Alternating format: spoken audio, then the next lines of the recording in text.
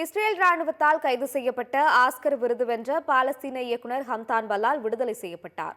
இஸ்ரேலால் ஆக்கிரமிக்கப்பட்ட மேற்கு கரையில் உள்ள ஒரு பாலஸ்தீன சமூகத்தின் அழிவை காட்டும் வகையில் நோ அதர்லாண்ட் என்ற ஆவணப்படத்தை இயக்கிய 4 இயக்குநர்களில் ஒருவரான பலால் இஸ்ரேலைச் சேர்ந்த பத்திரிகையாளர் ஆவார். ஆக்கிரமிப்பு பாலஸ்தீனத்தில் உள்ள சூரியா கிராமத்தில் வைத்து அவரை இஸ்ரேலிய ராணுவம் கைது செய்தது. 20க்கும் மேற்பட்ட வீரர்கள் திடீரென கிராமத்திற்கு புகுந்து தாக்குதல் நடத்தியதாகவும் அதன் பிறகு இயக்குனர் பலால் உள்பட 3 பேரை கைது செய்து அழைத்து சென்றதாகவும் அவரது வழக்கறிஞர் தெரிவித்துள்ளார். ஆஸ்கர் விருது வென்று திரும்பிய நாள் முதல் இஸ்ரேல் ராணுவத்தால் நாள்தோறும் தங்கள் மீது தாக்குதல் நடத்தப்பட்டு வருவதாக சக இயக்குனர் குற்றம் சாட்டினர். ஆனால் ராணுவ வீரர்கள் மீது கற்களை வீசியதால் கைது செய்யப்பட்டதாக இஸ்ரேல் அதிகாரிகள் தரப்பில் தெரிவிக்கப்பட்டது.